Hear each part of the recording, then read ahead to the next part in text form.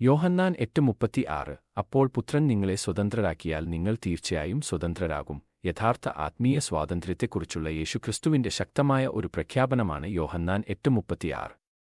ഈ വാക്യത്തിൽ യഥാർത്ഥ സ്വാതന്ത്ര്യം ബാഹ്യ സാഹചര്യങ്ങളിൽ നിന്നോ മനുഷ്യപ്രയത്നങ്ങളിൽ നിന്നോ വരുന്നതല്ല, അത് ദൈവപുത്രനായ അവനിലൂടെയാണ് വരുന്നതെന്ന് യേശു വ്യക്തമാക്കുന്നു.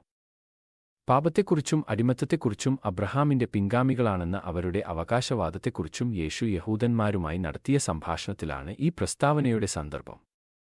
അവർ ഇതിനകം സ്വതന്ത്രരാണെന്ന് അവർ വിശ്വസിച്ചിരുന്നെങ്കിലും പാപം ചെയ്യുന്ന ഏതൊരാളും പാപത്തിന്റെ അടിമയാണെന്ന് യേശു ചൂണ്ടിക്കാട്ടി.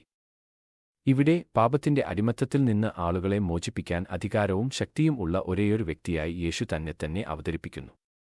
അവൻ വാഗ്ദാനം ചെയ്യുന്ന ഈ സ്വാതന്ത്ര്യം രാഷ്ട്രീയമോ സാമൂഹികമോ മാത്രമല്ല, കുറ്റബോധം, ഭയം, ദൈവത്തിൽ നിന്നുള്ള വേർപിരിയൽ എന്നിവയിൽ നിന്നുള്ള ആഴത്തിലുള്ളതും ആന്തരികവുമായ മോചനമാണ്.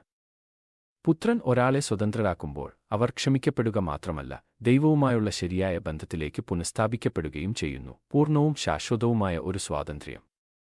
ക്രിസ്തുവിൽ മാത്രമാണ് യഥാർത്ഥ സ്വത്വവും വിമോചനവും കാണപ്പെടുന്നതെന്ന് ഈ വാക്യം വിശ്വാസികളെ ഓർമ്മിപ്പിക്കുന്നു. സമൂഹം താൽക്കാലിക സ്വാതന്ത്ര്യം വാഗ്ദാനം ചെയ്തേക്കാം, എന്നാൽ ഹൃദയത്തെ മാറ്റുകയും നിത്യജീവൻ നൽകുകയും ചെയ്യുന്ന ഒരു സ്വാതന്ത്ര്യം നൽകാൻ യേശുവിന് മാത്രമേ കഴിയൂ. ബന്ധനത്തിൽ നിന്ന് കൃപയിലേക്കും ഭയത്തിൽ നിന്ന് സമാധാനത്തിലേക്കും ഇരുട്ടിൽ നിന്ന് വെളിച്ചത്തിലേക്കും നീങ്ങാനുള്ള ഒരു ക്ഷണമാണിത്.